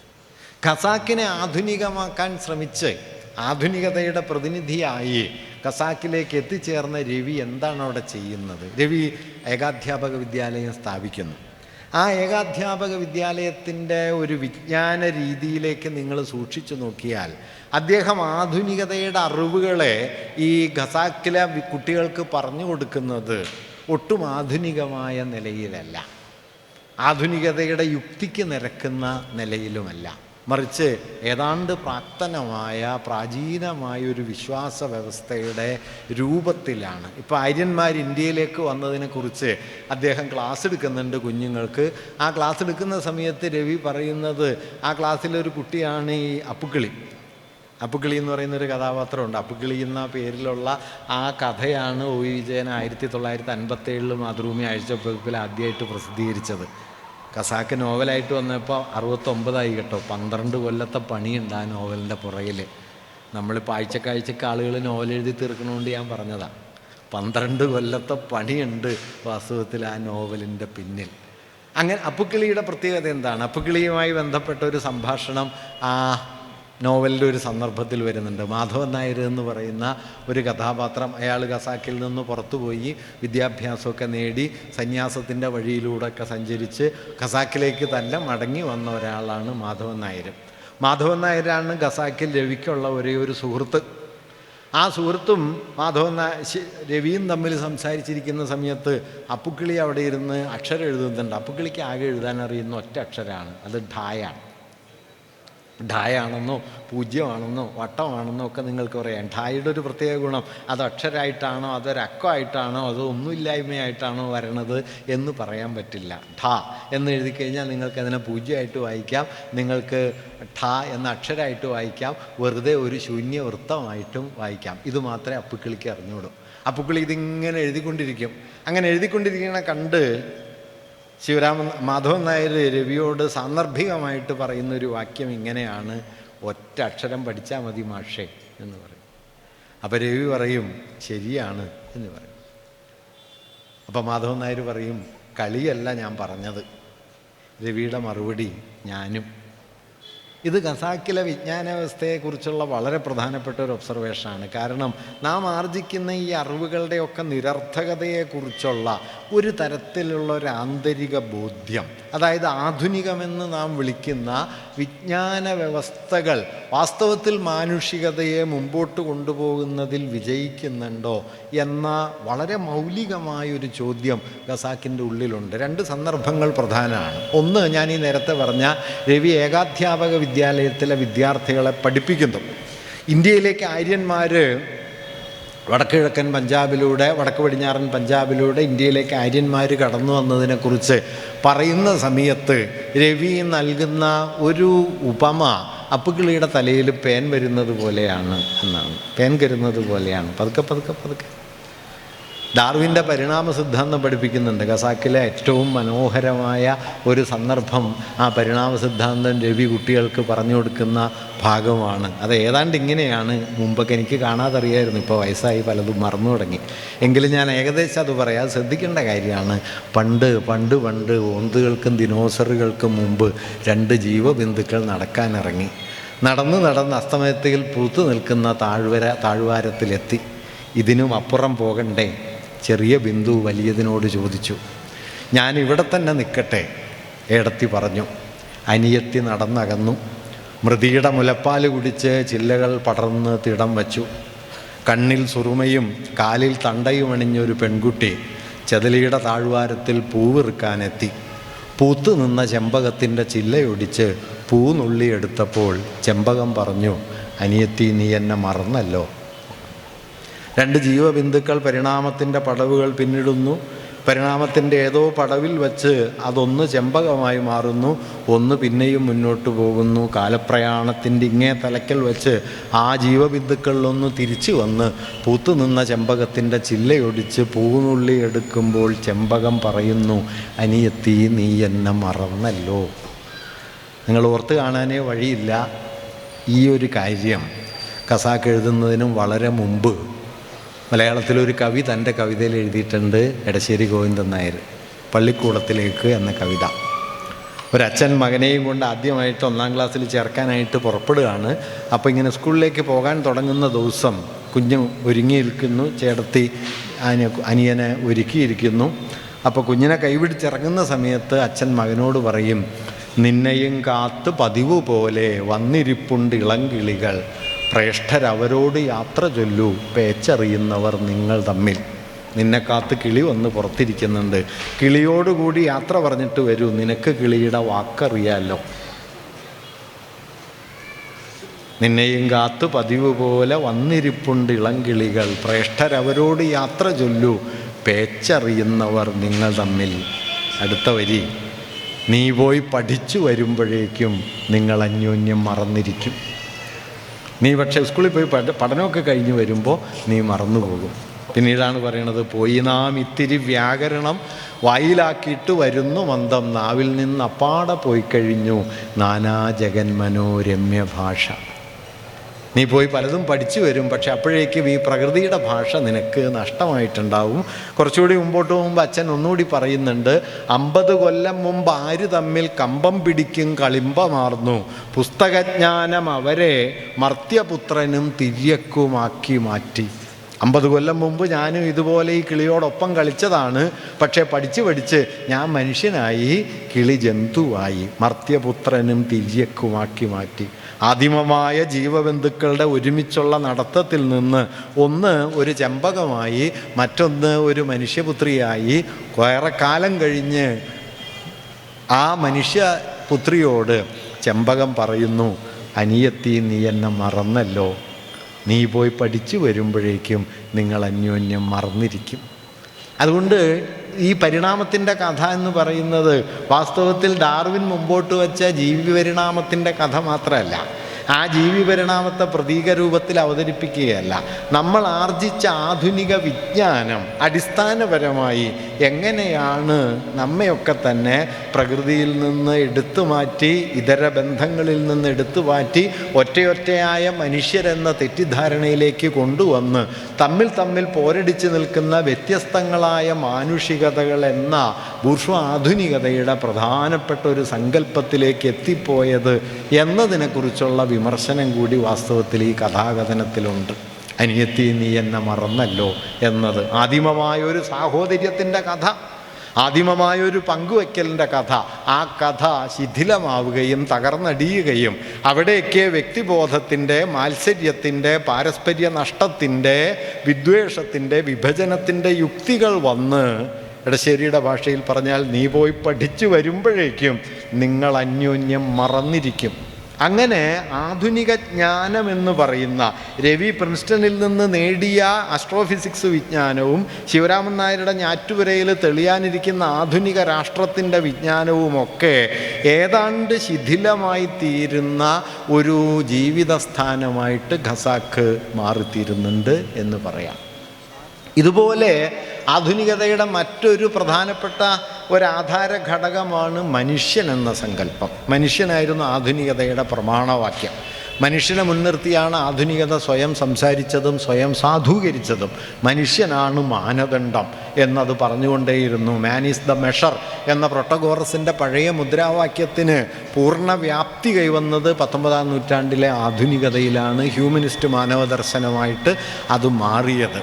അങ്ങനെ മനുഷ്യൻ സർവാധികാരിയായി തീർന്നു. മാനുഷികത സാർവത്രികമായ ഒരു ശക്തിസ്വരൂപമായി മാറുകയും മറ്റെല്ലാം മനുഷ്യന് കീഴ്പ്പെട്ടിരിക്കണം എന്ന ഒരു അതീതബോധം മനുഷ്യനെ മുൻനിർത്തി ഉണ്ടായി വരികയും ചെയ്ത ഒരു കാലം കൂടിയാണ് ബൂർഷ്വാ മോഡേണിറ്റി എന്ന് വിളിക്കുന്ന ഒരു കാലസന്ധി.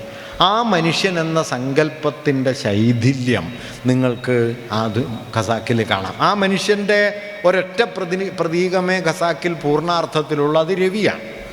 രവിയുടെ അച്ഛൻ മദിരാശിയിലെ തോട്ടത്തിലെ മാനേജരാണ്. അദ്ദേഹം അവിടെ നിന്ന് ആധുനിക വിദ്യാഭ്യാസമൊക്കെ നേടി ലോകത്തിൻ്റെ ഏറ്റവും ഉയർന്ന വിജ്ഞാന കേന്ദ്രത്തിൽ പോയി അന്നത്തെ നിലയ്ക്ക് ഏറ്റവും അവസാനത്തെ ഏറ്റവും ആധുനികമായ അറിവിൽ പ്രവർത്തിച്ച് തിരിച്ചു വരുന്ന ആളാണ്. തിരിച്ച് ഖസാക്കിലെത്തിയതിന് ശേഷം ഖസാക്കിലേക്ക് അദ്ദേഹം വരുന്നതാകട്ടെ ഏതാണ്ട് ഈ ആധുനികതയെ ഉപേക്ഷിച്ചിട്ടാണ്. അതിൻ്റെ 2-3 അടയാളങ്ങൾ ഖസാക്കിൻ്റെ ഉള്ളിലുണ്ട്. ഒന്ന്, രവിയുടെ കാമുകിയായിട്ടുള്ള പത്മം രവിയെ തേടി ഖസാക്കിലേക്ക് വരുന്നുണ്ട്. രവി അവരെല്ലാം ഉപേക്ഷിച്ചിട്ടാണ് ഖസാക്കിലേക്ക് എത്തുന്നത്. പത്മം രവിയെ തേടി വരികയും അവർ തമ്മിൽ കാണുന്ന സമയത്ത് രവിയോട് പത്മം ചോദിക്കുന്നുണ്ട്, എന്നെ ഇഷ്ടമുണ്ടോ എന്ന് ചോദിക്കും. അപ്പോൾ രവി പറയുന്നത് എനിക്കറിയില്ല എന്നാണ്. അറിയില്ല എന്നുള്ളത് ചെറിയൊരു ഉത്തരമല്ല. അത് എന്താണെന്ന് വെച്ച് കഴിഞ്ഞാൽ ഈ പ്രണയമെന്ന് പറയുന്നത് ഔപചാരികമായ പരസ്പരാകർഷണമല്ല. ജന്തുജാലങ്ങൾക്കിടയിലൊക്കെ ആണും പെണ്ണും തമ്മിലോ ആണും തമ്മിലോ പെണ്ണും തമ്മിലോ ഒക്കെ ഉണ്ടാകാവുന്ന അന്യോന്യ ആകർഷണത്തിൻ്റെ പേരല്ല വാസ്തവത്തിൽ പ്രണയം എന്നത്. പ്രണയം കുറച്ചുകൂടി സാമൂഹിക ഉള്ളടക്കമുള്ള ഒരു ആശയമാണ്. അതായത് ആധുനികത വ്യക്തികളെ, മനുഷ്യരെ മാറ്റിയെടുത്തത് എന്തിലേക്കാണ് എന്ന് ചോദിച്ചാൽ പറ്റത്തിലൊരാൾ എന്നതിന് പകരം ഒറ്റയ്ക്കൊരാളായിട്ട് മാറ്റി എന്ന് പറയാം. ഓരോ മനുഷ്യനും ഒറ്റയ്ക്കൊരാളാണ്. അയാളെപ്പോലെ അയാൾ മാത്രമേ ഉള്ളൂ. യുണീക്ക്നെസ്സാണ്. ഇൻഡിവിജ്വൽ എന്ന് പറയുന്നത് ഈ യുണീക്ക് ഹ്യൂമൻ ഐഡൻറ്റിറ്റിയാണ്. ഏകാത്മകമായ, തന്നിൽ താൻ മാത്രമുള്ള, തനിക്ക് പുറത്ത് വേറൊരാൾക്കും തന്നെ പോലെ ആകാൻ കഴിയാത്ത ഒരു മനുഷ്യ സങ്കല്പത്തെയാണ് വ്യക്തി എന്ന് നാം വിളിക്കുന്നത്. ഇൻഡിവിജ്വൽ, ഇൻഡിവിസിബിളാണ്, അവിഭാജ്യമായൊരു ഏകതയാണ്. നിങ്ങളിൽ നിന്ന് എടുത്തു മാറ്റാവുന്ന ആടയാഭരണങ്ങളൊക്കെ എടുത്തു കളഞ്ഞതിന് ശേഷം ഒരാളിൽ അയാളുടേത് മാത്രമായി അവശേഷിക്കുന്ന സത്താപരമായ ഒരു മൂല്യത്തെയാണ് വ്യക്തിത്വം എന്നൊക്കെ നാം വിളിച്ചു പോരുന്നത്. അങ്ങനെ ഒരു വ്യക്തിയായി മനുഷ്യനെ രൂപാന്തരപ്പെടുത്തുകയാണ് വാസ്തവത്തിൽ ആധുനികത ചെയ്ത ഏറ്റവും പ്രധാനപ്പെട്ട കാര്യം. മലയാള സാഹിത്യത്തിൽ അതിൻ്റെ ആദ്യത്തെ അടയാളം പതിഞ്ഞു കിടക്കുന്നത് വീണപൂവിലാണ്.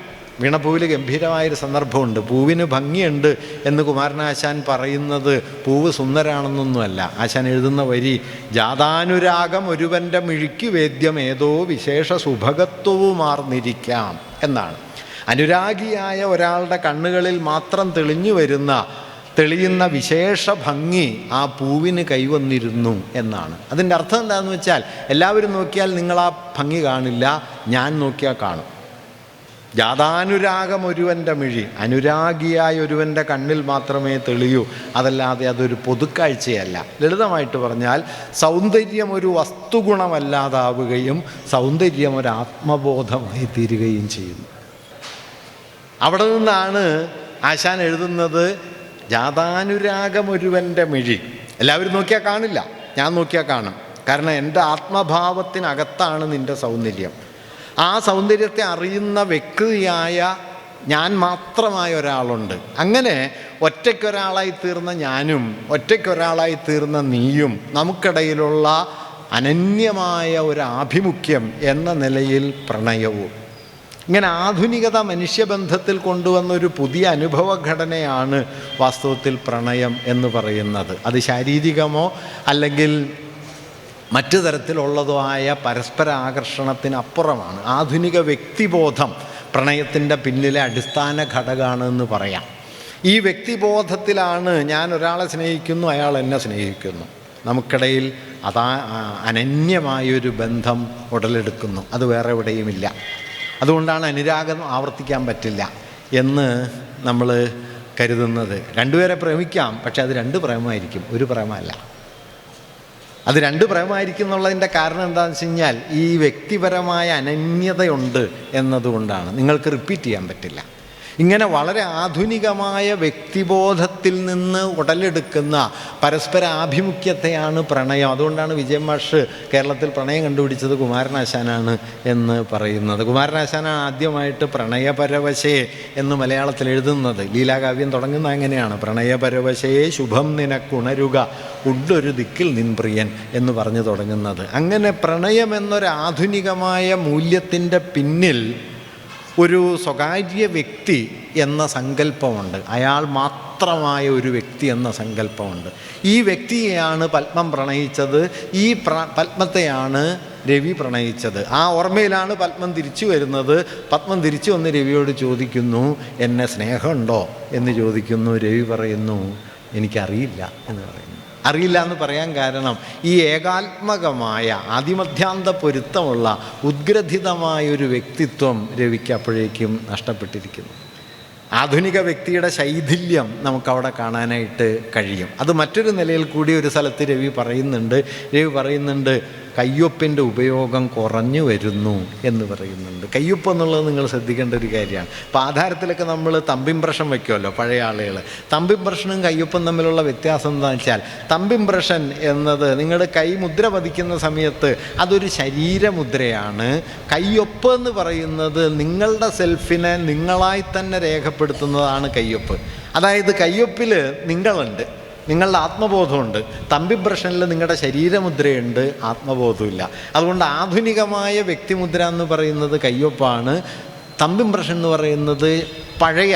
അതുകൊണ്ടാണ് പഴയ പ്രമാണങ്ങളിൽ കൈമുദ്രയാണ് ഉണ്ടാവുക, പുതിയ പ്രമാണങ്ങളിലൊക്കെ കയ്യൊപ്പാണ് ഉണ്ടാവുക. കാരണം കയ്യൊപ്പിൽ, എൻ്റെ കയ്യൊപ്പിൽ ഞാനുണ്ട്, നിങ്ങളുടെ കയ്യൊപ്പിൽ നിങ്ങളുണ്ട് എന്ന് നമ്മൾ അന്യോന്യം വിശ്വസിക്കുന്നു. തമ്പി ബ്രഷൻ അങ്ങനെയല്ല. തമ്പി ബ്രഷൻ ശരീരമുദ്രയാണ്, അതിൽ നിങ്ങളുടെ ആത്മ ഉണ്ടാവണമെന്നില്ല.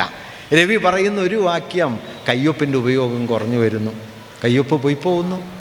അങ്ങനെ തൻ്റെ ആത്മം അഴിഞ്ഞഴിഞ്ഞു പോകുന്ന, അഥവാ ആധുനികമായൊരു വ്യക്തിബോധത്തെ ഏതാണ്ട് അസാധ്യമാക്കുന്ന മട്ടിലുള്ള ഒരു പരിവർത്തനത്തിൻ്റെ, വിപുലമായൊരു പരിവർത്തനത്തിൻ്റെ നടുവിലാണ് വാസ്തവത്തിൽ ഖസാക്ക് എന്ന പ്രദേശത്ത്, സാങ്കല്പിക സ്ഥലത്ത് രവി എന്ന കേന്ദ്ര കഥാപാത്രം നിലകൊള്ളുന്നത്. അങ്ങനെ രവിയുടെ ആധുനികീകരണത്തിൻ്റെ, മോഡേണൈസേഷൻ്റെ യുക്തികൾ, അതിൻ്റെ വിദ്യാഭ്യാസ സ്ഥാപനം, ശാസ്ത്രവിജ്ഞാനത്തിൻ്റെ പ്രചരണം, ആധുനിക വ്യക്തിബോധത്തെ സ്ഥാപിച്ചെടുക്കാനുള്ള ശ്രമം, ഇതൊക്കെ ഏതാണ്ട് പരാജയപ്പെടുന്ന, അതിനെയെല്ലാം കീഴടക്കിക്കൊണ്ട് മായികമായ ഒരു പ്രാക്തന ഭംഗി അയാളെ വിഴുങ്ങുന്ന ഒരു സ്ഥലം കൂടിയാണ് വാസ്തവത്തിൽ ഖസാക്ക്. ഖസാക്കിൽ നമ്മൾ കാണുന്ന രവിയുടെ കുത്തഴിഞ്ഞതെന്ന് പുറമേക്ക് പറയാവുന്ന ലൈംഗിക ജീവിതത്തിൻ്റെ പിന്നിലുള്ളതും വാസ്തവത്തിൽ ഇതാണ്. അവിടെയുള്ള പല ബന്ധങ്ങളിലും അയാൾ ഏർപ്പെടുന്നുണ്ട്. കോടങ്കിയോടുണ്ട്, മൈമനയോടുണ്ട്, അവിടെയുള്ള പല സ്ത്രീകളോടും അയാൾ ബന്ധപ്പെടുന്നുണ്ട്. ആ ബന്ധങ്ങളിലേക്ക് സൂക്ഷിച്ചു നോക്കിയാൽ രത്യാത്മകത എന്ന് പറയുന്നത് വ്യക്തിപരതയ്ക്ക് പുറത്ത് കിടക്കുകയും, രത്യാത്മകത രതിയുടെ ഒരു സ്വാഭാവിക ആവിഷ്കാരം എന്നതിന് പകരം അതിന് ആത്മബോധവുമായുള്ള ബന്ധം നഷ്ടപ്പെടുകയും ചെയ്യുന്നത് നമുക്ക് കാണാൻ പറ്റും. അങ്ങനെ രവിയുടെ ലൈംഗിക ജീർണത എന്ന് പലപ്പോഴും വിശേഷിപ്പിക്കപ്പെട്ട, കുത്തഴിഞ്ഞത് എന്ന് പുറമേക്ക് വ്യാഖ്യാനിക്കപ്പെട്ട അയാളുടെ രതിജീവിതത്തിലേക്ക് സൂക്ഷിച്ചു നോക്കിയാൽ രതിയെ ആധുനികമായ ഒരാത്മബോധത്തിൽ അധിഷ്ഠിതമായ സ്നേഹപ്രകാശനം എന്നതിന് പകരം രതിയെ ആധുനികേതരെന്നോ അല്ലെങ്കിൽ ആധുനികതയെ ഭേദിച്ചു പോകുന്നതെന്നോ വിളിക്കാവുന്ന ഒരു ശാരീരികതയുടെ തലത്തിലേക്ക് ഖസാക്ക് മാറ്റിയെടുക്കുന്നത് നമുക്ക് കാണാൻ കഴിയും. മൈമുനയിൽ നമുക്ക് ആ ഒരു അംശത്തെ കാണാനായിട്ട് കഴിയും. ഇങ്ങനെ മാനുഷികമെന്ന് നാം കരുതുന്ന പ്രതലങ്ങളിൽ തന്നെ ആധുനിക ലോകമുണ്ടാക്കിയ വ്യവസ്ഥകളെ ഭേദിക്കുന്ന, അതിനുള്ളിലെ പിളർപ്പുകളിലേക്ക് നിരന്തരം കടന്നു കയറുന്ന ഒരു കഥാപരിസരം വാസ്തവത്തിൽ ഖസാക്കിലുണ്ട്. ഈ കഥാപരിസരമാണ് വാസ്തവത്തിൽ ഖസാക്കിൻ്റെ രാഷ്ട്രീയ ഉള്ളടക്കത്തെ രൂപപ്പെടുത്തുന്ന ഏറ്റവും പ്രധാന ഘടകം എന്നാണ് ഞാൻ പറയാൻ ശ്രമിക്കുന്ന ഒരു കാര്യം. അതായത് ആധുനികമായ വ്യക്തിബോധത്തെ, രാഷ്ട്രസങ്കല്പത്തെ, യുക്തിയെ, പുരോഗതി ബോധത്തെ, സ്വാതന്ത്ര്യവാഞ്ഛയെ ഒക്കെ ശിഥിലീകരിക്കുന്ന ഒരു മായിക സ്ഥലമായിട്ട് ഖസാക്ക് വിജയൻ്റെ നോവലിൽ കടന്നു വരുന്നു. അതുകൊണ്ടാണ് ഞാൻ പറഞ്ഞത് അത് തസ്രാക്ക് എന്ന് പറയുന്ന ഒരു പഞ്ചായത്തോ അവിടെയുള്ള പള്ളിക്കുളമോ അവിടെയുള്ള ചില വിശ്വാസങ്ങളോ അല്ല. മറിച്ച് ഞാൻ ഈ നേരത്തെ പറഞ്ഞ കൂബൻഗാവ് എന്ന് പറയുന്ന പരിഷ്കൃത സ്ഥാനത്തിനും ചെതലിമല എന്ന് പറയുന്ന പ്രാകൃതിക സ്ഥാനത്തിനും ഇടയിലുള്ള ഒരു മായിക സ്ഥലം. ആ മായിക സ്ഥലത്ത് ആധുനികതയുടെ മുദ്രകൾ ഒന്നൊന്നായിട്ട് അഴിഞ്ഞു പോകുന്ന മായികമായൊരു ജീവിതത്തെ ഖസാക്ക് എന്ന നോവലിൽ വിജയൻ എഴുതി ചേർത്തിരിക്കുന്നു. ഒരുപക്ഷെ വിജയൻ എഴുതി ചേർക്കുമ്പോൾ അതിൻ്റെ പശ്ചാത്തലത്തിൽ മാത്രം നിലനിന്ന ഒന്നാണ് ഖസാക്കിലെ ഗ്രാമീണരായ മനുഷ്യർ, റാവുത്തന്മാരും ആ റാവുത്തന്മാരുടെ ജീവിത പരിസരങ്ങളും തമിഴും മലയാളവും കൂടിക്കലർന്നുണ്ടാകുന്ന വാമൊഴി ഭേദങ്ങളും ഒക്കെയായിട്ടുള്ള ഒരു ജീവിത സ്ഥലം നിങ്ങൾക്ക് ഖസാക്കിൽ കാണാം. ഖസാക്കിലുള്ള ഒരു പ്രത്യേകത, ഇപ്പോൾ അതേക്കുറിച്ച് പഠിച്ച ആളുകൾ പറയുന്നൊരു കാര്യം, ഖസാക്കിന് നിയതമായൊരു ഊന്നലൊന്നുമില്ല. ഏതിലേക്കാണ് പോകുന്നത്? ഖസാക്കിലിപ്പോൾ പുസ്തകങ്ങൾ അടുക്കി വെച്ചതിനെക്കുറിച്ച്, രവിയുടെ ഷെൽഫിൽ പുസ്തകങ്ങൾ അടുക്കി വെച്ചതിനെക്കുറിച്ച് തുടക്കത്തിൽ ഒരു സ്ഥലത്തൊരു പരാമർശം കാണാൻ പറ്റും. ഭഗവത്ഗീത, റിൽക്കെ, മുട്ടത്ത് വർക്കി എന്നിങ്ങനെ വച്ചിരിക്കുന്നത് കാണാൻ പറ്റും. ഭഗവത്ഗീത എന്ന് പറയുന്ന പൗരാണികമായ വേദഗ്രന്ഥം, റിൽക്കെ എന്ന് പറയുന്ന ഏറ്റവും മോഡേണിസ്റ്റായ സാഹിത്യം, മുട്ടത്തൂർക്കി എന്ന് പറയുന്ന അന്നത്തെ നിലയ്ക്ക് വെറും പൈങ്കിളിന്ന് കണക്കാക്കപ്പെട്ടിരുന്ന കൃതി. ഇത് മൂന്നും രവിയുടെ ഷെൽഫിൽ ഒരുമിച്ച് ഇരിക്കുന്നുണ്ട് എന്നത് ആ കൃതിയെ സംബന്ധിച്ച പ്രധാനപ്പെട്ട ഒരു സൂചനയാണ്. ഒന്നിന് മറ്റൊന്നിനേക്കാളും കവിഞ്ഞ പ്രാധാന്യമൊന്നും ഒരുപക്ഷെ വിജയൻ കൊടുക്കുന്നില്ല എന്ന് കാണാൻ പറ്റും. മോഡേണിറ്റി അങ്ങനെയല്ല. മോഡേണിറ്റിയെ സംബന്ധിച്ച് ഒന്നുകിൽ നിങ്ങൾക്ക് റിൽക്കെ ആവാം, അല്ലെങ്കിൽ ഭഗവത്ഗീതയാകാം, മുട്ടത്തുവർക്കിക്ക് എന്തായാലും ഒന്നാം സ്ഥാനം കിട്ടുക ആധുനികതയുടെ ഒരു ഭാവുകത്വത്തിൽ സാധ്യമേ അല്ല. പക്ഷേ രവിയുടെ ഷെൽഫിൽ ഈ 3 പുസ്തകങ്ങളും ഒരുമിച്ചിരിക്കുന്നത് നമുക്ക് കാണാനായിട്ട് കഴിയും. ഇങ്ങനെ നമ്മുടെ ക്രമീകരണത്തിൻ്റെ യുക്തികളെ അകമേ ചെതറിച്ചുകൊണ്ട് മറ്റൊരു യുക്തി ഉയർന്നു വരുന്നത് ഖസാക്കിനുള്ളിൽ പല നിലകളിൽ നമുക്ക് കാണാനായിട്ട് കഴിയും. അതിൻ്റെ മറ്റൊരടയാളം കൂടിയാണ് ഞാൻ നേരത്തെ പറഞ്ഞ അപ്പുക്കിളി എന്ന് പറയുന്ന കഥാപാത്രം. ഒറ്റ അക്ഷരം മാത്രം അറിയുന്ന, ആ അക്ഷരത്തിൽ സർവ്വതുണ്ടെന്ന് മാധവൻ നായർ പറയുന്ന, എല്ലാ അറിവുകളും അപ്രസക്തമാണ് എന്ന് നമുക്ക് തോന്നിപ്പിക്കുന്ന തരത്തിലുള്ളൊരു കഥാപാത്രത്തെ വിജയൻ അവിടെ പ്രതിഷ്ഠിക്കുകയും ചെയ്യുന്നുണ്ട്. ഇങ്ങനെ ആധുനികമാകാനുള്ള സമ്മർദ്ദം ഒരു ഭാഗത്തും ആധുനികതയെ പ്രതിരോധിക്കുന്ന സമ്മർദ്ദം മറുഭാഗത്തും അതിൻ്റെ നടുവിൽ നിലകൊള്ളുന്ന രവിയെപ്പോലെയും രവിയുടെ അനുഭവ ലോകത്തെ പോലെയുമുള്ള ഒരിടനില സ്ഥാനമായി ഖസാക്കും. ഇതാണ് ഖസാക്കിൻ്റെ ഒരു ചരിത്രപരമായ സംഘർഷം എന്ന് വേണമെങ്കിൽ പറയാം. ഒരു കാര്യം കൂടി സൂചിപ്പിച്ച് ഞാൻ അവസാനിപ്പിക്കാം. അത് ഖസാക്കിൽ വിജയൻ സൃഷ്ടിച്ചെടുത്ത അത്യന്തം മാന്ത്രികമായ ഒരു ഭാഷയുടേതാണ്. ഒരു വലിയ എഴുത്ത് എങ്ങനെയാണ് നിലവിൽ വരുന്നതെന്ന് ചോദിച്ചാൽ 2 കാര്യങ്ങളാണെന്ന് പറയാം. ഒന്ന് ഞാൻ നേരത്തെ പറഞ്ഞു, അത് പല കാലങ്ങളിലേക്ക് തുടരണം, പല നിലകളിൽ വായിക്കപ്പെടണം, പല നിലകളിൽ അർത്ഥമാർജിക്കണം. രണ്ടാമത്തെ ഒരു പ്രധാന കാര്യം എന്ന് പറയുന്നത് അത് പുതിയ ഭാഷ കണ്ടെത്തണം എന്നതാണ്. വലിയ എഴുത്തുകാരൊക്കെ ചെയ്യുന്ന ഏറ്റവും പ്രധാനപ്പെട്ട കാര്യം അവരതുവരെയുള്ള ഭാഷയ്ക്ക് അപ്പുറത്തേക്ക് കടന്ന് പുതിയൊരു ഭാഷ, പുതിയൊരു അനുഭവ മണ്ഡലം സൃഷ്ടിക്കുന്നു എന്നതാണ്. ഒരുപക്ഷേ കേരളത്തിൻ്റെ മലയാളത്തിൻ്റെ നോവൽ ചരിത്രത്തിൽ ആധുനിക ഘട്ടത്തിൽ നമ്മളങ്ങനെ 3-4 പേരെയേ കാണുന്നുള്ളൂ. അതിലൊന്ന് സംശയരഹിതമായിട്ടും CV രാമപിള്ളയാണ്, പിന്നൊന്ന് ബഷീറാണ്. അതേ അളവിലല്ലെങ്കിലും നമുക്ക് VK-നെ കാണാം. പിന്നെ ഒരാളെ നമ്മൾ കാണുന്നത് വിജയനാണ്. വിജയൻ ഖസാക്കിൽ സൃഷ്ടിച്ച അത്യന്തം മാന്ത്രികമായൊരു ഭാഷ. ഒരുപക്ഷെ ഭാഷയുടെ പ്രത്യക്ഷതയിൽ നിന്ന് ഭാഷ ഒരു ധ്വനി മാത്രമായി നിലനിൽക്കുന്ന പ്രയോഗങ്ങളിലേക്ക് ഖസാക്ക് എത്രയെങ്കിലും കടന്നു പോകുന്നുണ്ട്. നിങ്ങൾക്ക് എന്താണ് അർത്ഥം മനസ്സിലാവില്ല. സായാഹ്ന യാത്രകളുടെ അച്ഛ, മന്ദാര ഇലകൾ ചേർത്ത് തുന്നിയ പുനർജനിയുടെ കൂടുവിട്ട് ഞാൻ യാത്രയാവുകയാണ് എന്ന വാക്യം അർത്ഥമെടുത്ത് സൂചിതങ്ങളിലൂടെ മനസ്സിലാക്കാൻ ശ്രമിച്ചാൽ അതൊന്നും പറയില്ല, മറിച്ച് അത് ഭാഷയുടെ ഒരു അതീത ധ്വനിയെ രൂപപ്പെടുത്തുന്നു. ഖസാക്കിൽ 3 തരം ഭാഷയുണ്ട്. ഒന്ന്, അതിൽ ആദ്യ വാചകം മുതൽ നമ്മൾ കാണുന്ന ഒരു വിവരണ ഭാഷ. കുവൻകാവിൽ ബസ് വന്നിറങ്ങിയപ്പോൾ രവിക്ക് ആ സ്ഥലം അപരിചിതമായി തോന്നിയില്ല എന്ന ഒരു ഡിസ്ക്രിപ്റ്റീവ് ലാംഗ്വേജ്. മറ്റൊന്ന് വിജയൻ തന്നെ സൃഷ്ടിക്കുന്ന പ്രതീകാത്മക ഭാഷ. ഞാൻ ഈ പറഞ്ഞ സായാഹ്ന യാത്രകളുടെ അച്ഛ എന്ന് പറയുന്ന പോലുള്ള, പനന്തത്തകളുടെ ധനുസ് എന്നതുപോലുള്ള, അല്ലെങ്കിൽ ജലത്തിൻ്റെ വില്ലീസു പടുതകൾ എന്നതുപോലുള്ള ധാരാളം പ്രയോഗങ്ങൾ വിജയൻ കൊണ്ടുവരികയും ആ നോവലിൻ്റെ പ്രത്യക്ഷമായ ഭൗതികതയെ, വിവരണാത്മകതയെ ഈ അതീത ഭാഷ കൊണ്ട് അദ്ദേഹം അട്ടിമറിക്കുകയും ചെയ്യുന്നത് നമുക്ക് കാണാം. മൂന്നാമതൊരു ഭാഷയുടെ പ്രതലം ആ നോവലിലുള്ളത് അത് ഖസാക്കിലെ നാട്ടുമനുഷ്യരുടെ, രാവുത്തർമാരുടെ, അവിടെ പള്ളിക്കൂടത്തിൽ പഠിക്കുന്ന ആളുകളുടെ, മൊല്ലാക്കയുടെ ഒക്കെ ഭാഷയാണ്. ഈ ഭാഷയാണ് കീഴ്ത്തട്ട് ഭാഷ. ഇങ്ങനെ കീഴ്ത്തട്ടിലെ ഒരു ഭാഷ, ഇടത്തട്ടിലെ ഒരു വിവരണ ഭാഷ, മേൽത്തട്ടിലെ വിജയൻ്റെ മാന്ത്രിക ഭാഷ. ഈ 3 അടരുകൾ ഖസാക്കിലുണ്ട്. അതിൽ ഈ വിജയൻ്റെ നോവൽ വ്യാഖ്യാനിക്കപ്പെട്ടതും വായിക്കപ്പെട്ടതുമൊക്കെ അതിൻ്റെ ഇടത്തട്ടിനെയും മേൽത്തട്ടിനെയും മുൻനിർത്തിയാണ്. വിജയൻ്റെ മാന്ത്രിക ഭാഷയെയും വിജയൻ്റെ വിവരണ ഭാഷയെയും മുൻനിർത്തിയാണ് ഖസാക്ക് പൊതുവെ വായിക്കപ്പെട്ടതെങ്കിൽ ദീപൻ ശിവരാമൻ ഇതിനെ വായിക്കുന്നത് ഇതിൻ്റെ കീഴ്ത്തട്ടിനെ മുൻനിർത്തിയാണ്. ഖസാക്കിലെ ഏറ്റവും കീഴാളരായ മനുഷ്യരുടെ ജീവിതത്തെ ആഖ്യാനത്തിൻ്റെ കേന്ദ്രത്തിലേക്ക് ഉയർത്തിക്കൊണ്ടുവന്ന് ദമനം ചെയ്യപ്പെട്ടൊരു ജീവിത സ്ഥാനത്തെ ആഖ്യാനത്തിൻ്റെ കേന്ദ്രബിംബമാക്കി മാറ്റുന്ന ഒരു ദൗത്യമാണ് ഈ നോവല് നാടകമാകുന്ന സമയത്ത് ദീപൻ ശിവരാമൻ ഏറ്റെടുത്തിട്ടുള്ളത്. ഇത് നോവലിൽ ഇല്ലാത്തതല്ല, നോവലിൽ ദമനം ചെയ്യപ്പെട്ട ഒന്നാണ്. അതിനെ പക്ഷേ കേന്ദ്രമാക്കി മാറ്റുന്നതോടെ ഖസാക്ക് വേറൊരു ഖസാക്കായി തീരുന്നു. രവിയുടെ ഖസാക്ക് നൈസാമലിയുടെ ഖസാക്കാകുന്നു.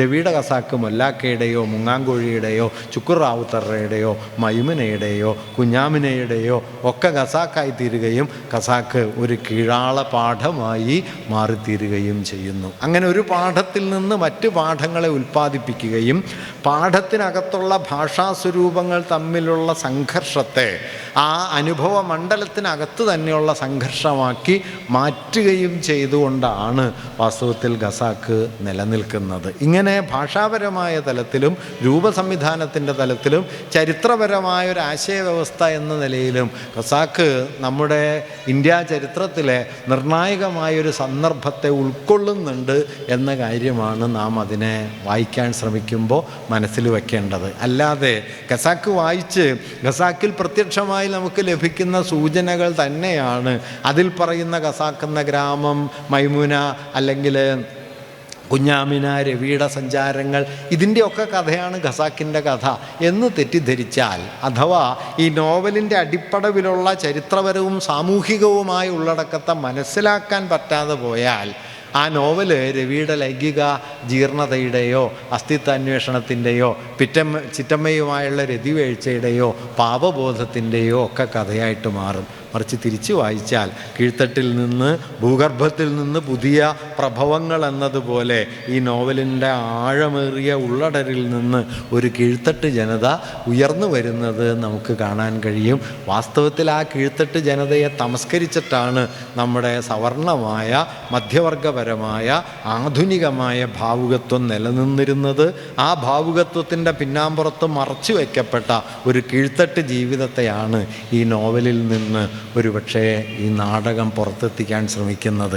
അങ്ങനെ ഈ നോവലിനകത്തുള്ള വൈരുദ്ധ്യങ്ങളെ കൂടി പുറത്തു കൊണ്ടുവരുന്ന ഒരാഖ്യാന സന്ദർഭം, ഒരവതരണ സന്ദർഭം എന്നതുകൂടി ഈ നാടകത്തിൻ്റെ പ്രാധാന്യമായിട്ട് കാണാം. ഒരു നോവലിനെ സുനിശ്ചിതമായൊരു നോവലായിട്ട് അവസാനിക്കാൻ അനുവദിക്കാതെ ആ നോവലിൻ്റെ ഉള്ളിൽ നിന്ന് ആ നോവലിൻ്റെ പ്രത്യക്ഷത്തിൻ്റെ ഒരു ബദൽ പാഠം, രവിയെ കേന്ദ്രീകരിക്കുന്ന ഖസാക്കിൻ്റെ ഒരു ബദൽ പാഠത്തിൻ്റെ സാധ്യത വാസ്തവത്തിൽ ഈ രാവുത്തന്മാരുടെ കീഴാള ജീവിതത്തിലുണ്ട് എന്നും ആ കീഴാള ജീവിതത്തെ നോക്കുമ്പോൾ രവി മാഞ്ഞു പോകുന്നു എന്ന് നിങ്ങൾക്ക് കാണാൻ പറ്റും. ഖസാക്ക് നാടകം നിങ്ങൾ കാണുമ്പോൾ ഓർക്കണം, അതിൽ രവി വന്നു പോകുന്നൊരു കഥാപാത്രമാണ്. അല്ലാതെ പമ്പേടി കാത്ത് മഴ കാത്ത് കിടക്കുന്ന ആദിമമായൊരു പ്രജ്ഞ വാസ്തവത്തിൽ ഖസാക്ക് നാടകത്തിലില്ല. അത് നാടകം തെറ്റാണെന്നോ നോവൽ ശരിയാണെന്നോ തിരിച്ച് നോവൽ തെറ്റാണെന്നോ നാടകം ശരിയാണെന്നോ ഒന്നും പറയാനല്ല. ഈ തമ്മിലടയുന്ന ബോധ്യങ്ങൾ ഒരുപോലെ ഈ നോവലിനകത്ത് കലർന്നു കിടപ്പുണ്ട്. അന്ന് തെളിയാതിരുന്നത് ഇന്ന് തെളിയുന്നു, അന്ന് തെളിഞ്ഞ ഭാഷ മങ്ങുന്നു, അന്ന് തെളിയാത്ത ഭാഷ തെളിഞ്ഞു തുടങ്ങുകയും ചെയ്യുന്നു. ഇങ്ങനെ ചരിത്രത്തിൻ്റെ വലിയൊരരങ്ങായിട്ട് നമ്മുടെ ഒരു വലിയ സാഹിത്യപാഠം മാറിത്തീർന്നതിൻ്റെ ചരിത്രം ഖസാക്ക് എന്ന നോവലിലുണ്ട്.